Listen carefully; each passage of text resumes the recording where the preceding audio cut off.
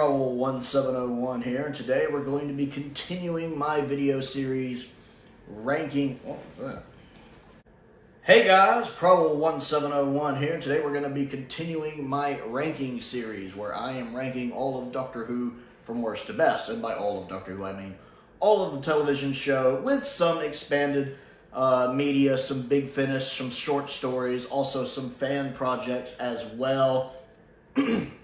There are 426 entries on this list, and today we're going to be talking about number 175 through number 151. So we are on the upper half of the list at this point. Moving into some good solid stories, you know, B tier stories here. Sinuses notwithstanding. And of course, we're going to start with number 175 on the list,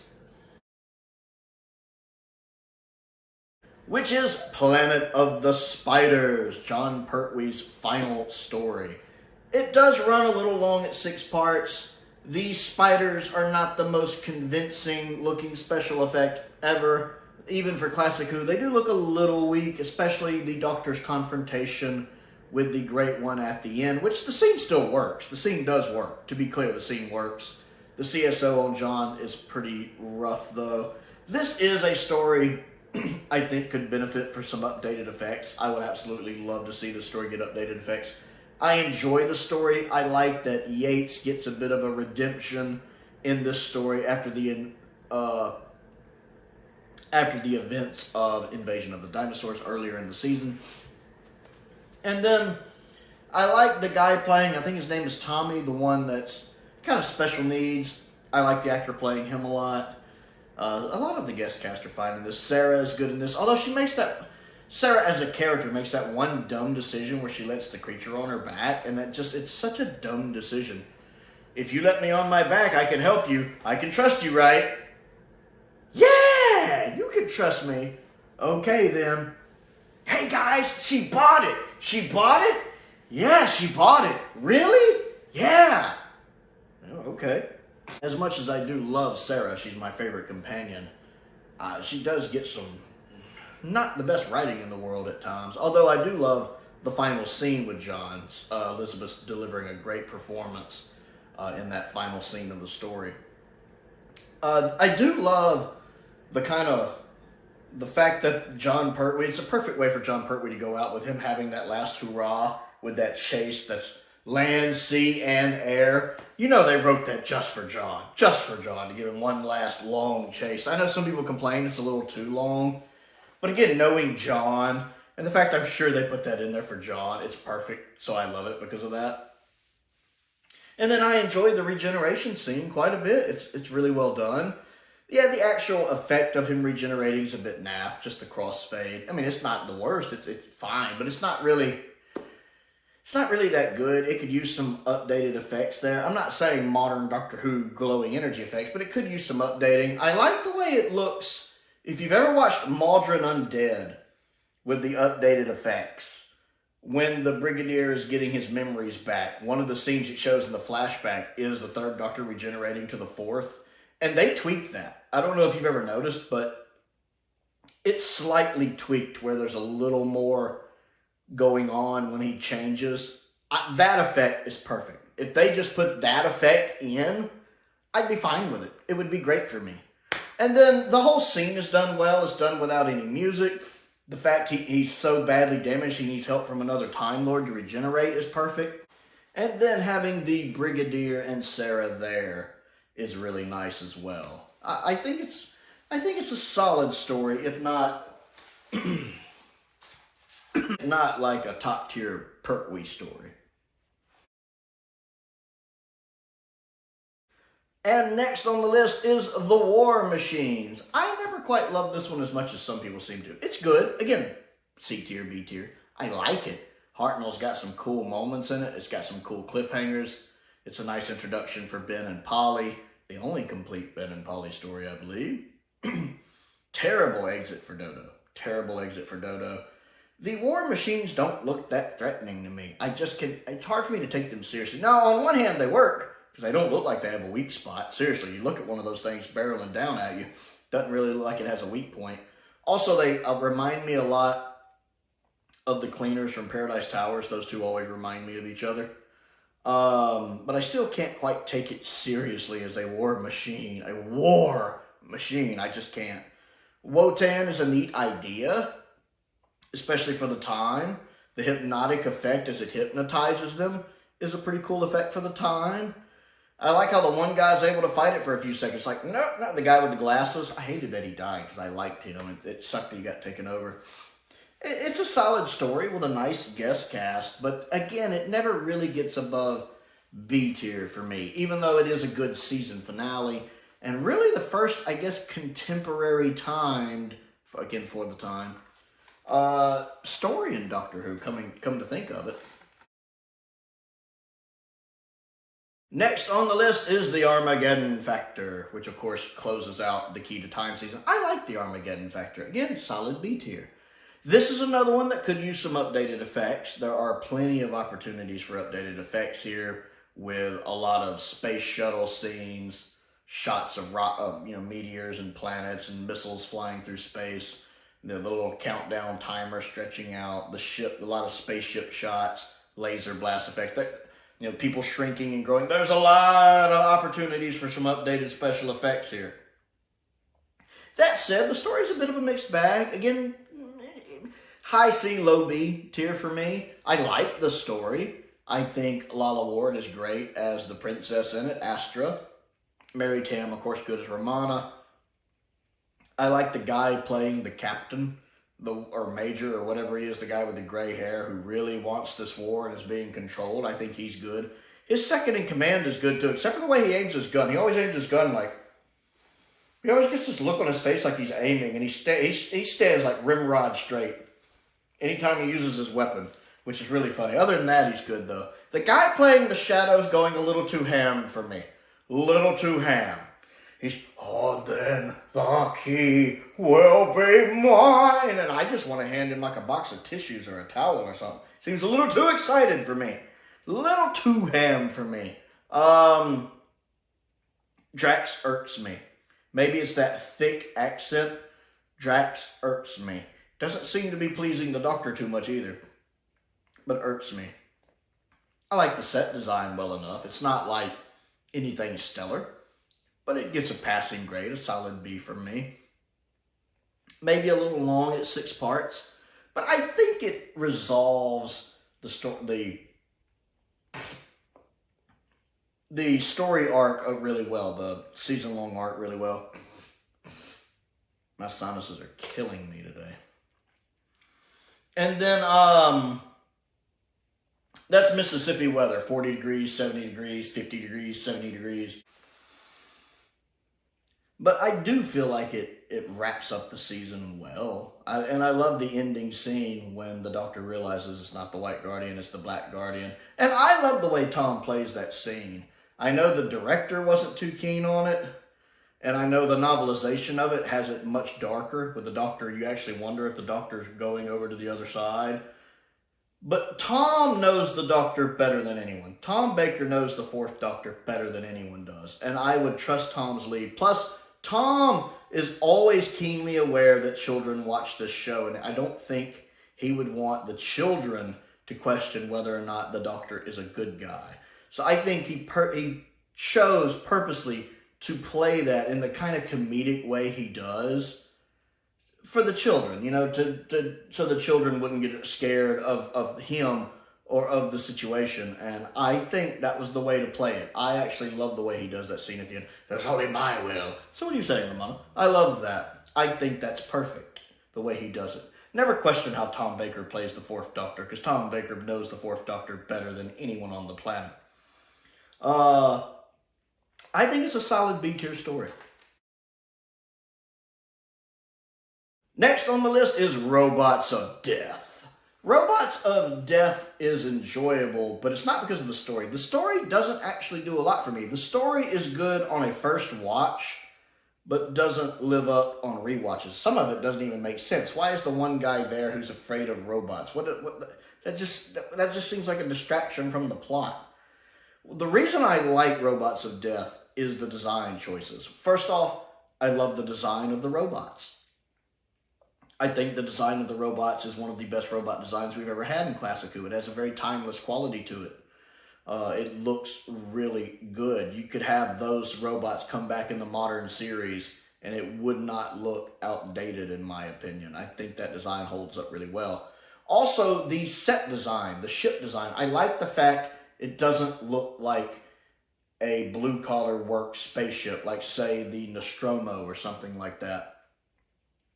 It looks more like, you know, a catered up-class hotel. You know, like you're staying somewhere nice, the woodwork. It looks like, in most places. Now, you still have stuff like the little bridge area, which looks more like a ship. But you get the, and then you look at the costumes they're wearing. They don't look like blue-collar, driller, again, Nostromo uniforms. They're dressed kind of how they want. So it's like they have these jobs where they're drilling.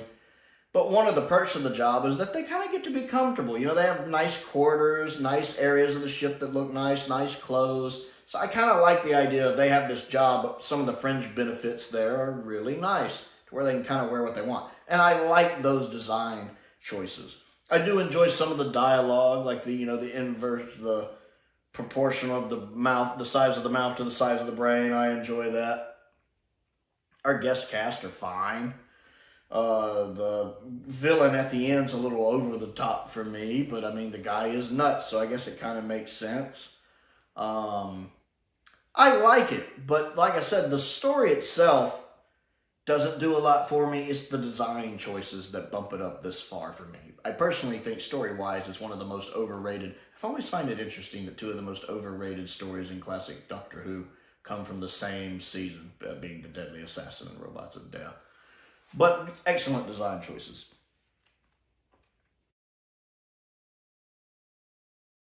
Next on the list is Empress of Mars. Again, one of my favorite Ice Warrior stories. I've said, as I've talked about earlier on this list, none of the Ice Warrior stories are bad, but I don't think any of them are S tier. My two least favorite being the Troughton ones, which are still enjoyable. My middle two being the Peladon ones, solid C tier stories. And then my top two being the Modern Who ones, with the first one appearing on this list, Empress of Mars. I like it. I like the Ice Warriors in it. I think it's shot well. I like the design. I like the look when the Ice Warriors kill someone and they just turn into a ball. While that is different than how the effect worked in Classic Who, it has enough of this kind of campy look to it that where if you didn't know, you'd think it was trying to mimic maybe how the weapon worked in Classic Who, the way they fold up, because that looks like a Classic Who camp way of doing things, and I love that.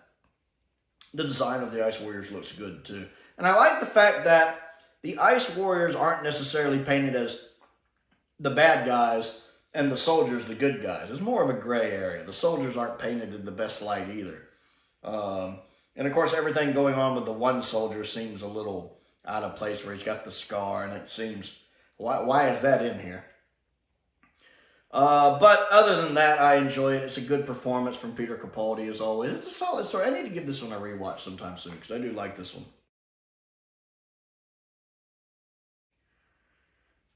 And next on the list is The Crusade. This one, of course, I think would be higher if it was complete. But I like it. You have such a good guest cast.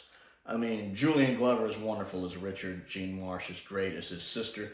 The two brothers playing the main antagonists, and I hate to even call them antagonists, but the leaders of the opposing side are cast really well. Despite how controversial some people might find that, they both play those roles really well. And I love the fact that, and I really find this important for a story that came out in the mid-60s, that both sides are written well. Like, you don't have Richard written as the good guy and the other guy written as the bad guy. Both of them are written, both sides of this, Richard and his counterpart, are written as good people trying to do what's best for their respective people, with neither side wanting war and trying to come up with ways to avoid it. And both of them are written with great dialogue, and both of them are written as intelligent characters. And to have that kind of character development for both sides of the war and the argument, I think is very, very progressive for the 60s. You don't see that kind of gray area where both sides are good and you can see where both sides are coming from and they both want to avoid the war. You don't see that kind of nuance, I think, in a lot of stories back then, like you would say now. I love the performances. I enjoyed the story. The telestat reconstructions for episodes 2 and 4 are well done. You do need the subtitles kind of for episode 4, because episode 4 does have some action sequences that are a lot harder to capture with the telestat reconstruction, sadly. And I really hope episode 4 gets found one day. Episodes 1 and 3 are fantastic to watch. 1 was in not the best shape, The Lion, but it still looks really good to be able to see. And it's a nice historical story. I like that Ian gets knighted. I like the different sets. The guy playing the bad guy, the guest cast are really good. The guy playing the bad guy, I think, with the scar is good. The guy who's upset because his wife was taken and he's trying to protect his daughter, he's good. And then Ian and Barbara both really get chances to shine in this as well. And I like how Ian saves the doctor at the end also. And then the guy who plays the knight who is impersonating Richard so Richard could go free, I liked him as well. It's a solid historical, and I really wish it was complete. Next on the list is The Mutants, a very underrated story. I will agree, maybe it's a tad long at 6 parts, and it might work a little better for a lot of people if they tightened it up in 4 or 5 parts. I do enjoy this. I like the actual story a lot. I like the guest cast. We got Jeffrey there in episode 1 as the ambassador. Nice to see him. The guy playing the marshal is great. I believe he was also in The Smugglers. He's great. He plays the marshal perfectly and is one of the reasons I enjoy the episode. My hat's off to him. We also have Biggs from Star Wars here as well, playing Key or whatever his name is. And he's a great character. He's done really well. I think the costumes for the mutants looks really good. I like it. I love the location work in the caves. Looks really good. Of course, John's great. I love how it tackles the themes of colonialism, the themes of classism, and the themes of racism really well in this story. Doctor Who, of course, has been exploring and giving its opinion on these kind of ideas forever. It's not a new thing. Although Classic Who does it in a more, doesn't treat the audience like they're an idiot way. You know, the show doesn't have to breadcrumb feed you what's going on. Classic Who always assumed you were intelligent enough to follow it. It always realized its audience was intelligent enough to follow what was going on. It was one of those things where you have something like The Mutants, which may not be made for kids, but the kids can still get an interesting story out of it because there's monsters and stuff running around, where the adults can read between the lines and understand the messaging of the story. Classic Who is really good at that. I'm not saying it's done subtly, because it's not subtle. It's very obvious, but it's done in a way where it doesn't treat the audience like it's stupid. It knows you can figure out what it's doing. And I think that's very telling in the teleport pods, where you have the higher class people using the teleport pods, whereas the people from the planet use the other teleport pods on the other side. Perfect example. I do love that scene when John's escaping and he teleports down and he waves at them as he goes. I love the shade. I always want to think John just improvised that. He probably didn't, but I still want to think that. The location work on the planet looks really good. And then Key's final transformation, or Kai, I think it's Kai actually. Kai's final transformation. That's a pretty impressive effect for classic Doctor Who. With the rainbow colors on him and the fact, you can't really do a lot of that in post back then. The fact they probably had to do that in shot looks pretty good. I like it. Now, the story could use some updated effects. That's for sure, much like the Time Monster, which we talked about before on the list. There is room for some updated effects, but that version of Kai they pull off really well. And again, I like the mutant costumes. I think it's a solid story that doesn't get enough credit.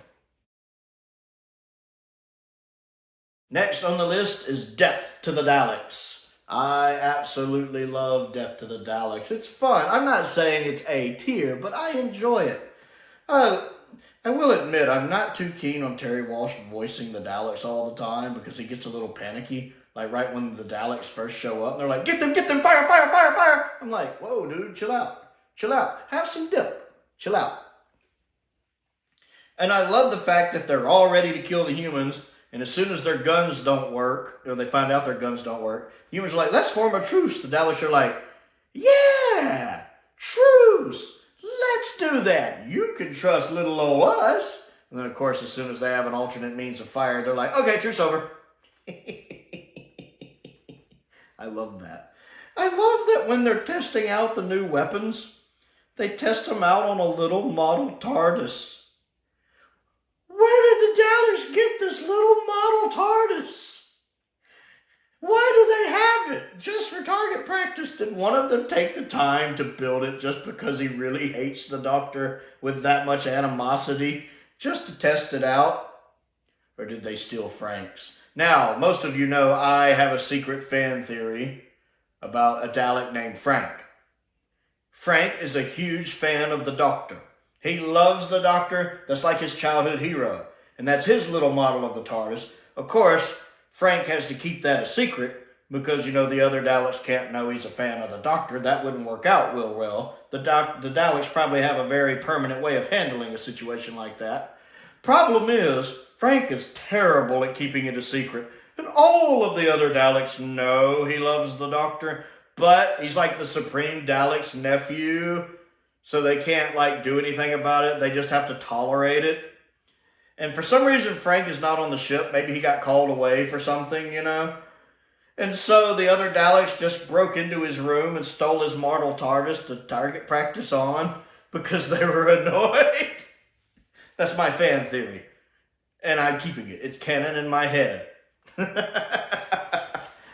I also love the scene when Sarah gets drugged, which is something that happens way too much in classic Doctor Who. Sarah specifically.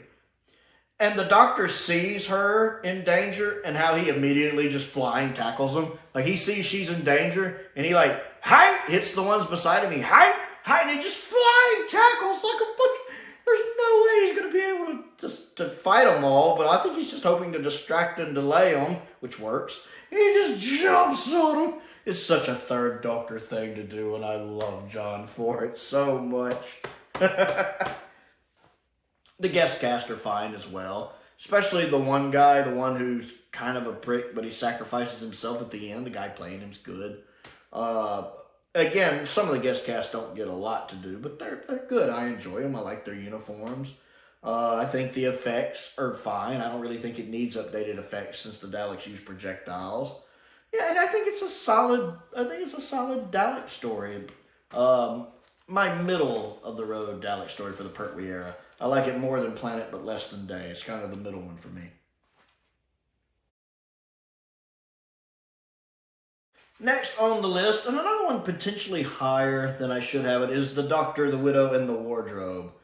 I like this. I used to not really care for this one, but on my last watch, I really enjoyed it. This is a good Christmas story. If you want to watch a nice Christmas story, kind of in the vein of, well, obviously Narnia, but more, say even It's a Wonderful Life, or those kind of magical Christmas movies that are classics, you know, A Christmas Carol. This ties into the kind of magic of Christmas. It has a very Christmassy feel to it, a very magic fantasy feel to it. Good performances. I can't remember if I like the kid performances or not. I haven't watched it in a while. But Matt Smith is great. The actress playing the mom is great. And again, I don't think it has a really big cast. I like the introduction on the spaceship. That's some nice looking special effects. I like when they're running around on what I believe is Androzani Major, which is a nice callback to classic. It went back when it was a forest. Or minor. They're either on major or minor. And I like seeing them on that. And then I love the ending when he manages to lead the dad home and the dad is safe. I like that. I love that happy ending. I wouldn't always like that in Doctor Who, but it's a nice Christmas era episode and it's a nice time for a Christmas miracle. And I enjoyed it. It's a really good Christmassy, hopeful story. Next on the list is The Stolen Earth and Journey's End, which sometimes, again, I feel like I might have a little too high. But it is a nice coming together of everything Modern Who had really done up to this point. Bringing in past companions, having Jack back, having Sarah back, having Martha back, having Rose back, having Donna back. Having all of these companions back, I liked. Excellent way to bring Davros back. I love the makeup they used on him here. Julian Bleach is fantastic in the role. And they got the voice right, I think, for him. I like the conversations between him and the doctor. The doctor, the meta-crisis doctor, and the doctor, whatever they call that, the spontaneous meta-crisis. I like that. It works. I like that Rose gets her happy ending with her human doctor. It's tragic what happens to Donna, but in a good way. That's an excellent companion exit. Kind of wish they hadn't undone that, but it was a really good, mostly exit from her. We got a little bit of her in the end of time, but I still think that was a neat way they handled that. Catherine Tate, who is so good at doing the comedy, can also do the serious moments so well. She's such a good actress. And it really has nice high stakes. Even Harriet Jones. I love the actress who plays Harriet Jones. She's so good in that role. And I love getting one last bit of her in this story. One last Harriet Jones joke. I love the fact that even the Daleks got in on it. I like the fact that even the Daleks knew who they were. And the one who says that does sound slightly annoyed about it. Harriet Jones, former Prime Minister. Yes, we know who you are. I love... There's just something funny about the Daleks being in on the joke and the Daleks sounding slightly annoyed about it that I just live for that. I love that. And then I do think it's a little over the top. You know, each one of Russell's season finales always seem like they have to top each other and be even more high stakes. And it was getting a little silly at this point, which would continue to happen in his newer era. And it's one of the reasons his finales are crap in the RTD2 era. But because I like the actors involved in the set pieces and the answer, and even the cliffhanger for part one with him starting to regenerate, it's a neat cliffhanger, and I like how they tie that up with him putting it into his hand so he doesn't change his face. But I love the fact it does count as a regeneration. It's a solid story. It's not A tier by any means for me, but it's a solid B tier story.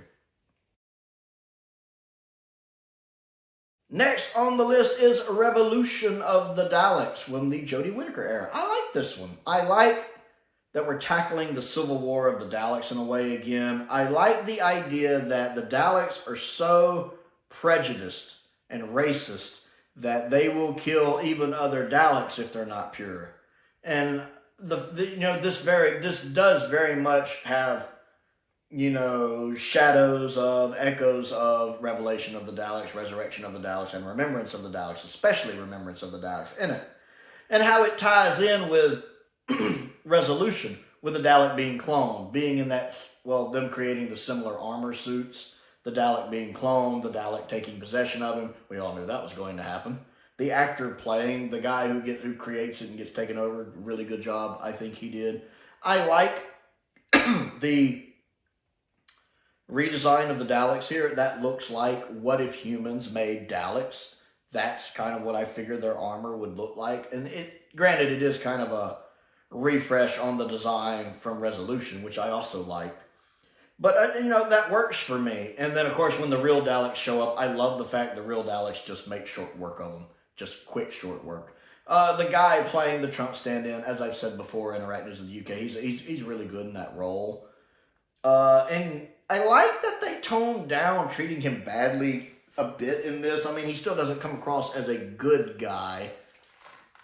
But, he doesn't come across as the UK trying to make propaganda, I'll put it that way. It makes him a little more morally dubious, maybe, but not just straight a villain. I think they handled that a little better. It's great to have Jack back. I think Jack's a great character. Whatever you think of John, I think Jack is a great character, and I think he's used well in this episode.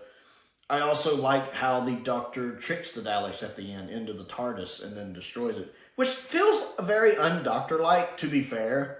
I mean, she's basically killing a TARDIS, and there's not many TARDISes left, so you figure she would have more issues since the TARDIS is a living thing, killing a TARDIS. To me, that's a huge plot hole. But it is still neat seeing in the episode itself, and it's a neat effect, watching the Daleks swarm in and then watching it fold in. That's a really neat special effect. And so it's kind of one of those things where I think it's a neat plot device to stop them. But the back of my brain is going, but that doesn't work because I can't see the Doctor really doing that. But then again, 13 is a very morally dubious Doctor, as we've talked about before. Also, the fact she was stuck in jail that long for like 50 years, I have a feeling if you had had some of the other Doctors in there, they'd have been out of there by now. Imagine McCoy in there. They might have kept McCoy 5 minutes. Then again, maybe a little longer. He's patient. But I don't think he'd have been there 50 years. But I still enjoyed this one. I think it's a solid episode. Next on the list is Boomtown. I like Boomtown. First off, I love the actress who plays the female Slovene, the one that survived. She's great. I like her. She is very good at doing this role, serious when it needs to be serious, and comedic when it needs to be comedic. And this episode balances that well. There are serious moments in this episode. There are comedic moments in this episode. I like that bit about she's going out the window, isn't she? Yes, sir. And when she's trying to leave and he keeps teleporting her back. And I absolutely love the look on his face where she's going in. He's... I absolutely love that. That is absolutely fantastic. And then you get the scene when they're having dinner together, the Doctor and her. And that scene switches from serious to comedic. When she's like, did you know we can also do this? And he goes, yes, I did. That's better. There are those comedic scenes, but then it takes that really serious tone. Only a killer would know that. I like it. I think it's entertaining. I think it's good. I actually like the scene in the bathroom when she lets the reporter go. When she finds out the reporter's pregnant. It does show a little bit of empathy there for the Slovene. And I still love that bit about... how everybody on the project had died. It's like, oh, he cut his head off while shaving. It always makes me think of like Blackadder when he accidentally cut his head off while shaving or whatever. Oh, he slipped on an ice patch. His head was cut off. It was a very slippery ice patch. Well, what about when so-and-so died? Well, I tried to stop. He just walked out right in front of me. It's like they're playing that scene straight, but with the dialogue, it's absolutely hilarious. Although the way she does that is a very slippery ice patch is actually pretty... I like Boomtown. It's an underrated story. Next on the list is The Mysterious Planet, my favorite season 23 story. So this is as high as we get on the list for season 23. Ah, yes, Robert Holmes. Maybe not his best, but still a solid B-tier story. I like Mysterious Planet. First off, I like Glitz. I like Glitz and Dibber, but I especially like Glitz. It's always great to have Tony in the episode. I like that the Doctor and Perry get along better in this episode. I wish we'd gotten more of them the way they are in this episode. Even when they're picking at each other, he even kind of picks at the fact that he's a little brash, and he bumps her elbow. You know, the reveal that they're actually on Earth is interesting. I like the woman who leads the fire people. She doesn't strike me as someone who watched Doctor Who, but I still like her. Sometimes the acting isn't quite there, but it's like that right level of ham where I'm enjoying it. I don't think the robots look very impressive, I'll be honest. But I do enjoy the story, and I also think the kind of two twin-looking guys who are assisting the robot are a bit annoying. But I like the story itself. I do enjoy the story. And it's got some good incidental music as well. Next on the list is Arc of Infinity, The Return of Omega. I like Arc of Infinity, especially with the updated effects. This is one I highly recommend the updated effects. I feel like they improve a lot. Some of the original effects look... I like that Nyssa gets stuff to do in this one because for at least a portion of the story, she's kind of the only real companion with the Doctor. Of course, this is the episode where Tegan comes back, and she's great too. But I like that Nyssa is very proactive here. She's very on the move. She uses a weapon. Also, it has Michael Gough, which I love. I'm a big Michael Gough fan, so I like how it does that. I like this version of Omega. I like his outfit. It's a little odd, but you want the fact that it is Omega to be a surprise, so it needs to look different. And I like the fact they have a different voice actor voicing him, even though Steven's great. And the fact that he plays Omega differently, calmer, like Omega's learned a bit. I enjoy the actual story itself, where if you were thinking about it, you would have picked up antimatter coming, of course it's Omega.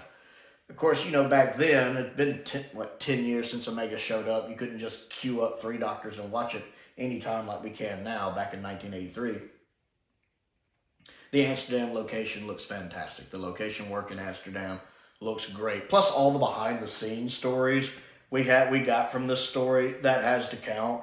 Like how some gentleman thought Janet Fielding was a lady of the night, and she didn't realize they thought that, and Peter Davison had to run back there and grab her and pull her away, because he knew he realized what they were thinking that she hadn't realized. That's absolutely hilarious. Plus, of course, we got their trip on the box set when they went back to Amsterdam, which is also funny. But I enjoy this one. Yes, the little Ergon or whatever it's called looks weird. You can't get over that, it looks weird. Plus the 2 guys who are camping in the thing. One of them's like Tegan's cousin or nephew or whatever. They're a little... yeah. I guess they're okay, but they're not great. And this is probably my least favorite version of Barusa, even though he's fine. But the ending scene when Peter Davison's having to play dual roles, for at least part of the ending scene, is really neat. And you feel kind of bad for Omega, because he just wants to be normal. He just wants to have a body and walk around and not be lonely. And he looks happy walking around a bit, watching the little circus, smiling at the kid. And how upset he is when he realizes it's starting to go wrong, that the transference didn't go through and it's starting to break down. You feel bad for the guy. That's shot really well. I like Arc of Infinity.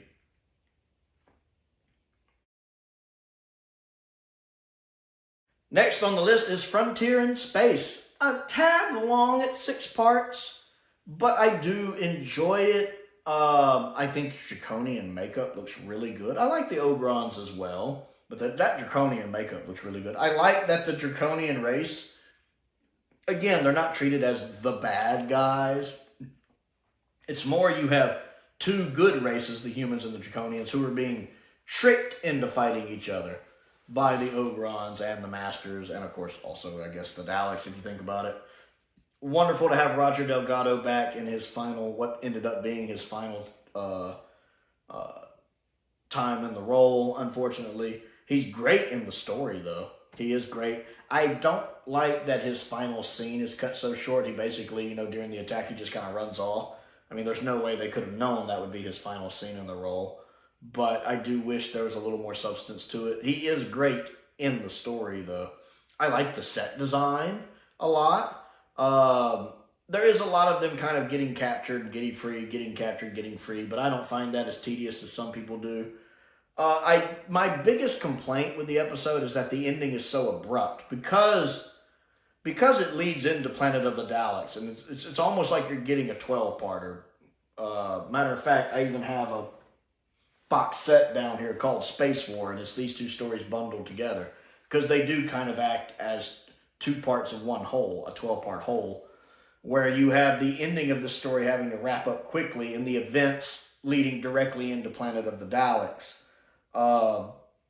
And I hate the story has to wrap up quickly, because it's an interesting story, so they can set Planet of the Daleks up. That's really my only major nitpick. Other than, I will admit it's 6 parts. It is a tad long. You could have done it as a 4-parter, I think. But it is a solid story. Next on the list is The Deadly Assassin. That's right, we're dealing with both of the most overrated classic Doctor Who stories of all time from season 14 in one video. Now, I like The Deadly Assassin. Again, that's why it's ranked this high. I do enjoy this story. In a bubble, it's a solid story. Good performances. The set design's not doing a lot for me. I feel like Gallifrey should be a little grander. Also, this is the introduction to the seldom worn Cardinal outfits. And by seldom worn, that means that's all you will ever see them wear till the end of time, including in the end of time. I hate those outfits. I wouldn't mind if they were just occasionally worn for important ceremonies, like the council meeting to elect a president. That makes sense in this story. It's the fact that that became the default outfits they always wear is annoying. Also, it's a solid adventure, a cat and mouse Manchurian candidate assassination plot where you don't quite know what's going on. It's an interesting take on the Master. Peter does a good job playing the Master here. You figured they would have just regenerated him, but giving him this decayed look works. I think that outfit looks really well. This is a darker, edgier Master who just wants to kill the Doctor. You always kind of figure it was the Doctor that was responsible for his transformation. And of course, expanded media has dealt with that in different ways. Matter of fact, in one expanded media, it's Susan that does that to him. I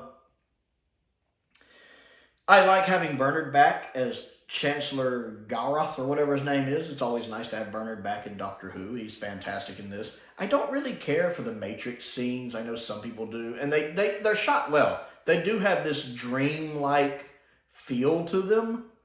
And it's nice to see the idea of the Matrix, a couple decades before we actually got the Matrix movies. But those scenes kind of drag the story down for me a little bit. I love the guy playing the Castellan and the other guy, the kind of skinny older guy that's helping him. They're awesome. This is easily my favorite Castellan. I love how just Spandrel or whatever his name is, I love him. I like when he's talking to one of the guards. Of course, you let him do this, and then you let him do this, and then you let him walk around like this. You were trying to confuse him, I think. I love how scathing that is.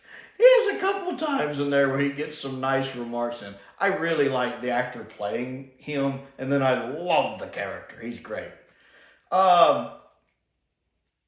I don't like the implications that this did for Doctor Who as a whole, though. This is the story that really started the downward ruination of the Time Lords. Because before this, they were always kind of held up, if not like gods, then kind of like gods, to high esteem, these powerful beings watching over the universe that you held a reverence for. Now they just seem like squabbling humans, politicians. Oh, my hip is kind of sore. You got the Ransomum or whatever, who's the kind of Weasley reporter guy. They just feel like humans in costumes. The Time Lords, to me, have never recovered from this story. I much prefer the Time Lords from the War Games and the Three Doctors over what we get here. And I blame this story for that, while still in its own bubble being a very enjoyable story. Also, the rules for declaring presidency, that's some really odd rules that, well, the other Chancellor's dead, so I guess it's you, nobody else ran. Seems an odd loophole to have, but sure. So, B-tier story for me. Hate the overall implications for the lore, although this is also the story that introduced the 12 regeneration limit, which I do enjoy that. And next on the list is Vampires of Venice. I enjoyed this one. One, I like the guest cast. The kind of leader of the fish people, the lady, she's great. Her and Matt have some really good scenes together, especially that one scene. They have really good chemistry when they're on screen together. The guy playing her son that fights Rory at one point, he's good. The dad that's trying to rescue his daughter, he's awesome. And I love how he goes out in a blaze of glory. That's awesome. He does a good job. The actress playing his daughter is really good. She doesn't get the most screen time, but she's good when she's there and how she tries to help Amy. So I like the guest cast in this. What I really like about this episode is that it manages to handle these different tones it has, because it has very comedic parts, but also very serious parts. And sometimes a story can get lost when it can't quite make up its mind which tone it wants to take, This story threads that really well, though. It threads that needle. It's very good at having its funny parts and its serious parts, and it doesn't take away from the story as a whole. I love the bit at the beginning with the Doctor bursting out of the wedding cake. We need to talk. Your fiancée kissed me last night. Oh, no, it's okay. She's a great kisser. And then you also have the bit when Roy's fighting the kind of fish guy, that's done in kind of a comedic way. The bit when Roy's explaining to him about UV lights and the doctor just pulls out the, yours is bigger, let's not go there. It has these comedic moments, which are great, especially again between the doctor and Roy, but it has these serious moments too, like when the doctor gets mad and basically tells Amy, this isn't a democracy. When I tell you to go back to the TARDIS, you go back to the TARDIS. And I like that. I like Series 5 has a temper 11th Doctor. You know, his 6 was showing. I like that. And the fact that if it's too dangerous, he'll say, go back to the TARDIS. And how he put his foot down about that. I love that. The scene between the fish lady, the leader of the fish group, and the 11th Doctor, when they're exchanging the questions, when they each get to ask a question, I love that scene. It's written well, it's performed well, and I love the fact she's familiar with the Time Lords. You deserve to belong, or you belong in a museum or a mausoleum. I like that. There's a mutual respect there. The way Matt and the actress play that scene is, while they're enemies, they have a mutual respect for each other. Kind of like Gene Marsh and Nicholas Courtney in Battlefield when they're having the ceasefire. There's a respect there for each other. And I like that that's communicated in their performances. They each know where the other stands and can respect it, even if of course, they don't agree with it. And then the resolution at the end of, I also thought, well, before I get to the resolution, I do like the fact that it's not vampires, it's fish peoples. But I like the fact it takes a familiar historical trope like vampires and puts a sci-fi Doctor Who spin on it. Not vampires, and fish from space, or whatever Matt Smith says. When he says it in this really funny way, which is, again, very Matt Smith, very childlike at times. Just like I love when he first notices they're not in the mirror, and he's just like, how are you doing that? Completely oblivious to the danger, which is a very Doctor thing. And he's like, all right, tell me the whole plan. One day that'll work. I like that. Matt's my favorite modern Doctor for a reason, especially Series 5 Matt. He strikes that perfect balance. And then at the end, when her plan is thwarted, how she sacrifices herself because she knows there's no chance left. And the fact the daughter couldn't be saved because she'd already been partially converted. She couldn't go out into the sun. And how the dad, knowing she's dead, how he goes out in the blaze of glory, taking them out. It's a good, well-made, well-shot, well-directed episode. And I really like it. I feel like it doesn't get talked about enough. Next on the list is Partners in Crime, the start of Series 4. This one's fun. This one is done with a kind of comedic take on it, which, I mean, the 10th Doctor and Donna together, they're a great duo. I mean, they're good at doing the serious moments, they're great at doing the comedic moments, but I love the comedic moments, and there's so much of it in this story. I love how they keep barely missing each other. Like when one of them's head pops up and goes down, the other one's head pops up. How they just keep barely missing each other. Of course, the scene when they finally see each other at the door in the window is comedy gold. I love that. I like how you can follow what they're saying at first, like, it's me. And he's like, I can see that. What are you doing there? But then she goes off on and he's just over there. What? Until the woman spots him and she's like, are we interrupting? I like the fact the other reporter that's there just keeps getting herself in trouble. He frees her, she gets caught again. She's... I like the fact the adipose are purposely made to look cute and adorable, like you could make a plushie out of them or a Funko Pop. And the fact that they really are just innocent children. It's not their fault how they were born, like the Doctor says. And now they're all sweet and adorable, and you're like, oh, they're cuddly. I like that design choice.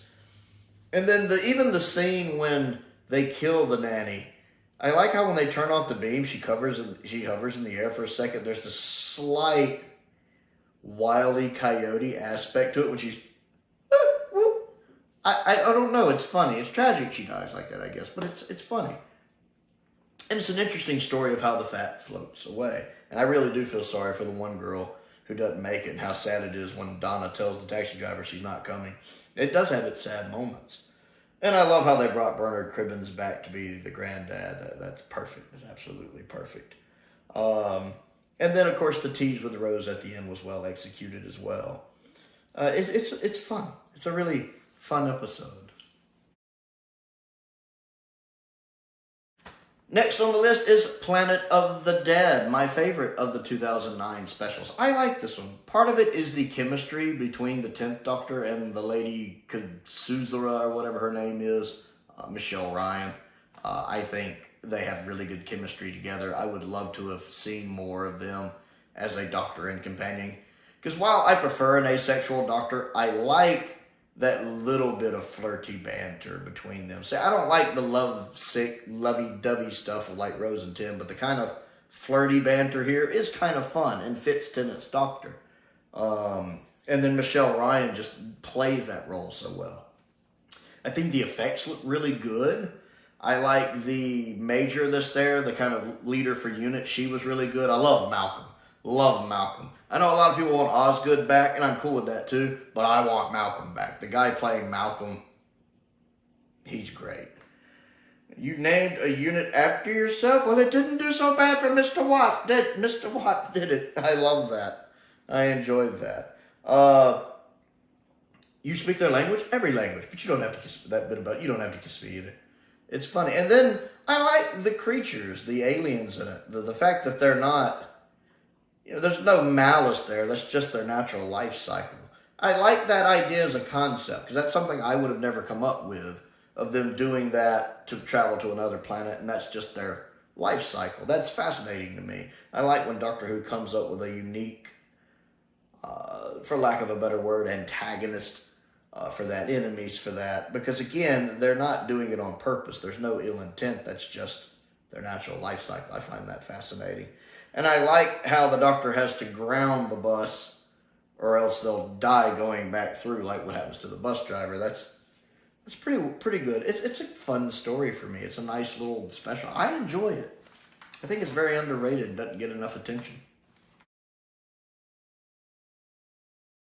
Next on the list is Fugitive of the Jadoon, especially on a first watch. It's a roller coaster. It really just keeps, not in the sense it has highs and lows, but just that it keeps moving at such a quick pace.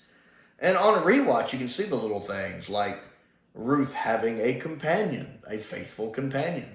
And I thought the guy playing Lee was good. I think Jo Martin is not only fantastic as the Fugitive Doctor, she's great as Ruth. And she does a good job of me believing that she's really essentially playing two different characters, like David Tennant did in A Human Nature, Family of Blood. And the reveal is a great reveal. Like I said, my one nitpick is the TARDIS being shaped like a police box. If she's a pre-Hartnell Doctor, that really doesn't make sense, and that drives me crazy. But other than that nitpick, I enjoyed it. It's great to see Jack back again. I like the foreshadowing about the lone Cyberman. John Barrowman slips back into the role well. And I love how excited he is when he finds out the Doctor's a woman. And he's just...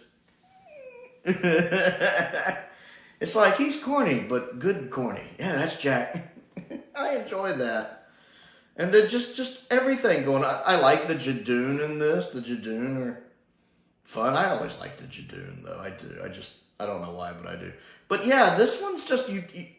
I like that they were able to keep this under wraps, that it didn't leak. And I thought it was executed well. And I like Jo Martin as the Doctor. I think she would make a very good Doctor. She's got that very serious John Pertwee, William Hartnell, Peter Capaldi sense to her that I really would enjoy more of her on the show, like a little mini-series with her. I think could be a lot of fun. It's a fun, adventurous roller coaster of an episode. Next on the list is The Beast Below. This is another one that doesn't get talked about enough for me. Again, it being Matt's second episode, I think it's good. I like it. I like knowing the decision that the UK people at least thought they had to make, and that they didn't want to make it, but they just kind of felt like they had to make it, that they feel guilty about it. That's why they have the whole forget set up, so they don't have to feel guilty about it. Matt Smith's performance in this, I love his speech about nobody human has anything to say to me today. and his anger at that. Again, I like that Series 5 11 does definitely have some of Six's temper in him. And the fact he's that angry. Even at Amy about how he was going to take her home. But I do love that it's Amy that figures it out, because the well reminds her of the Doctor, the old kind, the last of its kind. It all comes together really well. I like the bit about how he figures it out with the glasses. It's like, oh, you only get involved when children are involved? Yes. The actress playing Liz Tin, she's good in this. The guy playing kind of her assistant who actually knows what's going on, he's good in this. I like The Beast Below. I think it's an excellent way, again, to start Matt Smith's era and really get you kind of introduced to this Doctor.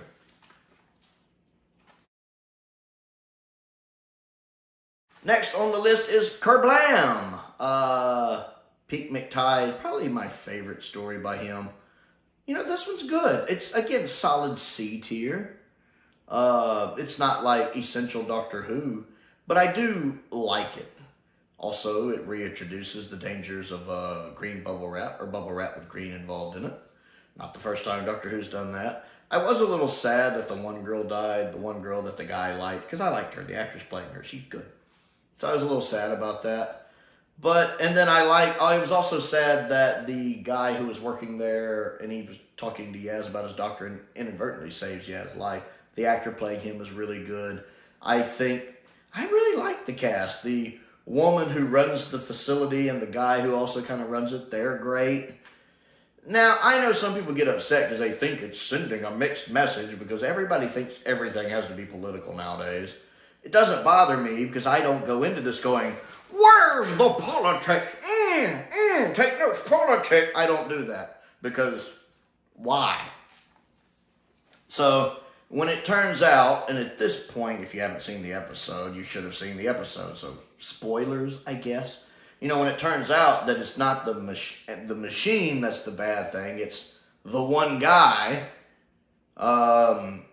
you know, I think that's a good twist. I didn't see it coming. I like that twist, because that makes sense for that to be a good twist. But people are like, well, are you trying to send messages about Amazon? Or no! Maybe he's not trying to send anything at all. He just came with, a story like this would have worked just as well in the original Twilight Zone with that twist. It really would have. You could have filmed this in 1959 with a twist like that. It would have been a great episode, because Amazon and all that didn't exist back then, and everybody wasn't always political pricks about everything back then. I'm not saying people weren't political. They were. Some of the Twilight Zone episodes are heavily political, but they weren't as lecturing to the audience about it, let us say. So for me, I don't even know if Pete had any political intentions with it. I don't look at them because I don't care. I just like it. It's fun. I also like the reference to Agatha Christie in it too. That was nice. I think it's performed well. I think Whittaker's good in this episode. I think our rest of our main cast are good in this episode. I love the special effects for the factory. I think it's shot and directed well. Again, I'm not saying it's S-tier essential Doctor Who. I'm not saying it's A-tier. I'm not even saying it's B-tier. It's a solid C-tier story for me. Maybe knocking on the door to B-tier if I'm in a good mood. C to B-tier, maybe. But it's definitely not A-tier. And it's a filler episode. Fair enough. But I like it. It's one of the 3 episodes from Series 11 I actually really enjoy. And if you don't like it, that's fine. But to be honest, most of the time when I hear people talk about Kerblam, I don't hear a lot of people say they don't like it. They seem to be in that, it's okay. It's all right. I don't hear a lot of, it's good, but I don't hear a lot of, it's the worst either. It seems to fall into that it's okay range, at least from what I see online. And yes, just to go back to it, yes, a lot of the original Twilight Zone episodes are very political. I know. Matter of fact, those politics in those episodes, because the way they were written, are still very relevant today. My favorite story of all time from the Twilight Zone is called The Obsolete Man, which has Burgess Meredith in it. Very political. But it doesn't, and I'm not saying it's subtle about it, because it isn't. But I don't feel like the people behind it are sitting here lecturing me about it. I feel like they let the story unfold naturally and assume you're smart enough to pick on to pick up on what they're putting out there. And I am. I think most people can. Very obviously, looking at what we would call now an Orwellian society in the future, and the dangers of that, and the dangers of government having that much influence of your life, which is the same thing Orwell was writing in 1984 about, which, to be fair, a lot of people, a scary amount of people, don't understand 1984 either. And here in America, the Republicans point at the Democrats and go, the Democrats are using 1984 as the instruction manual again. The Democrats point at the Republicans are using 1984 as the instruction manual again. And they're missing the point. Orwell, the government in his novel in 1984, do you know what the government's called? The Party. There's a reason why it's just called The Party. It's because Orwell was basically saying it's dangerous for any government to have that much control over your life. It's dangerous. It's bad. Your life is too regulated. That's one of the points of the book. One. Next on the list is A Christmas Carol. Doctor Who does, A Christmas Carol. This is an excellent take on it. Fantastic casting with Michael Gambon in the Scrooge character. Love the actress playing the woman he's in love with, which I'm assuming she's a singer because she sings. Very beautiful young woman, very talented. I actually have the song she sings in that episode, I think, on my iTunes, actually. It's a beautiful song. And it's a wonderful Doctor Who spin on the episode with him controlling the weather, sharks flying around in the air.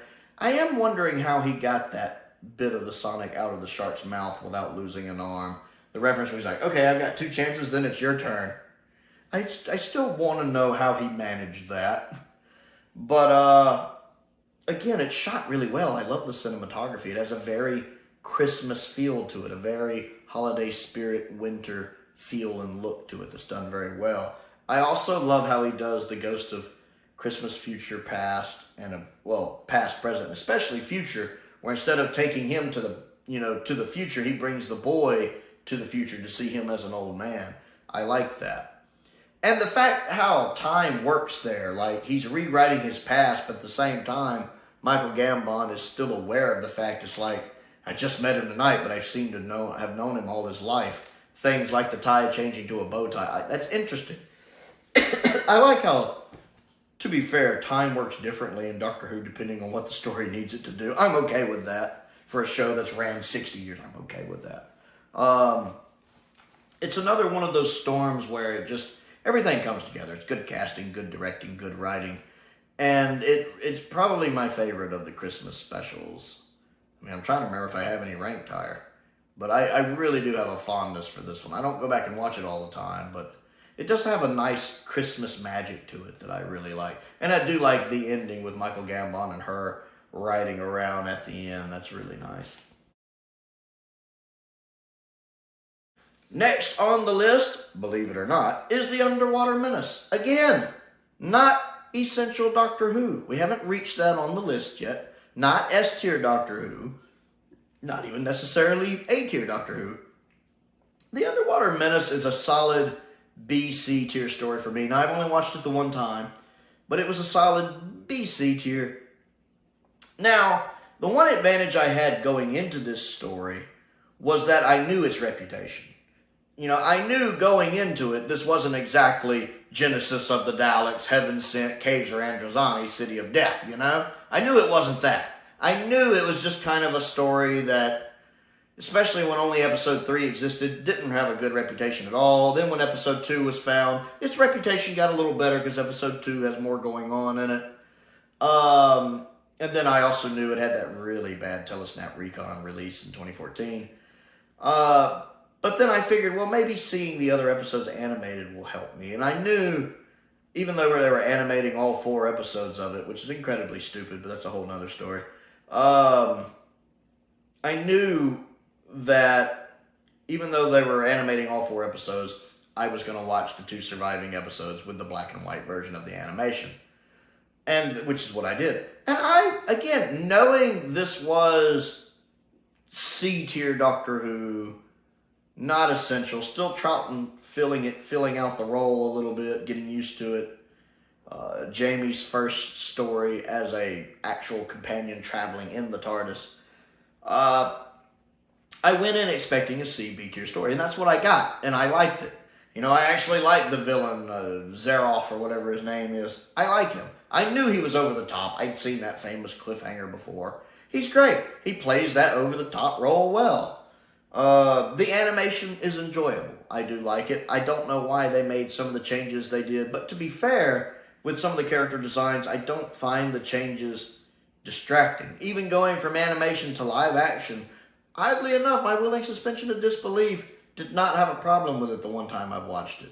I don't know why they changed the fish people quite so much, considering that the actual 60s design is pretty iconic. I mean, that's probably the first thing you think of when you think of the Underwater Menace, is the fish people. You know, they're on the cover of the, vinyl artwork. They're on the cover of the original DVD release. They're an iconic part of that. So I don't know why you changed that. Besides, I think it looks fine. That design, I never had any problems with that design. But I still had no problem switching from that design and the animation design. I was able to go from animation to live action to animation just fine. I thought it was a solid 4-parter. I liked the story well enough. Troughton's putting in a good performance. I love his disguise at one point. I love when he's talking to him about, just tell me, why do you want to blow up the Earth?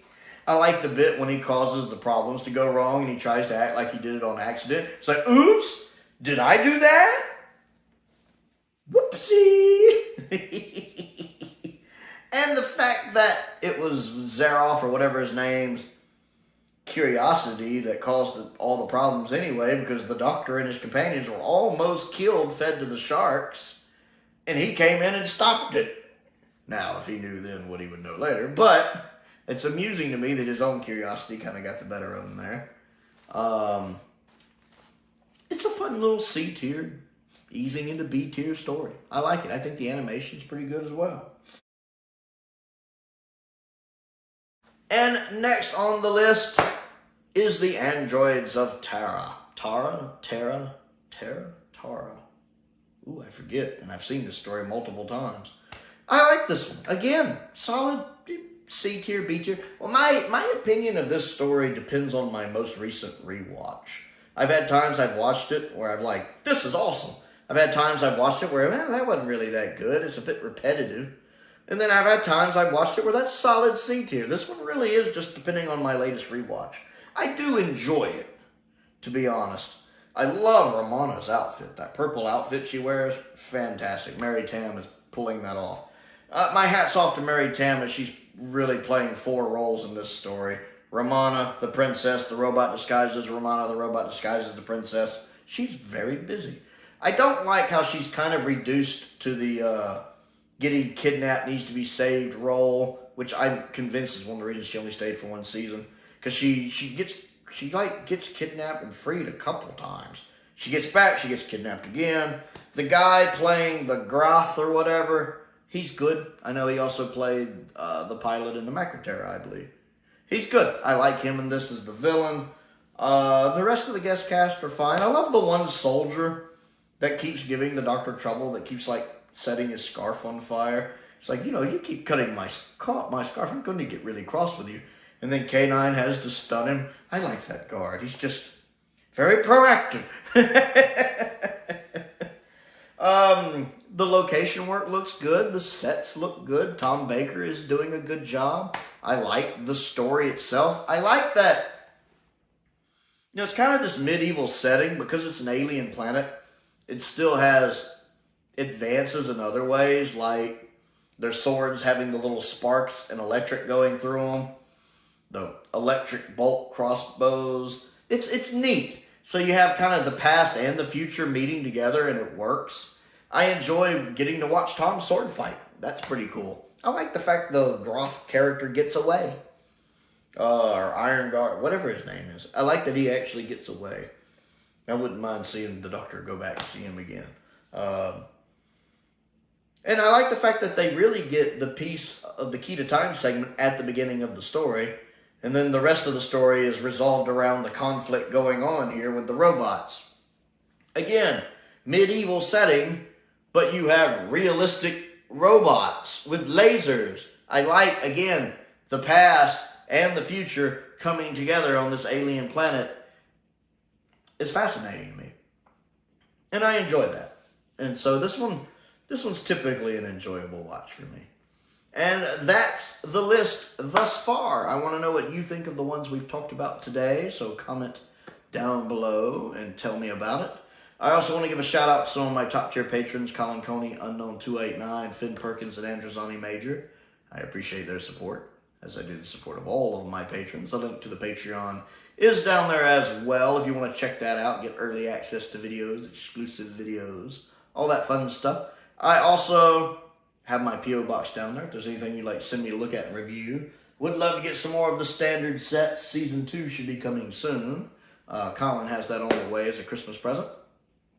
I also have a link to the Amazon wishlist and the Amazon UK wishlist down there as well. Most importantly, thank you for watching.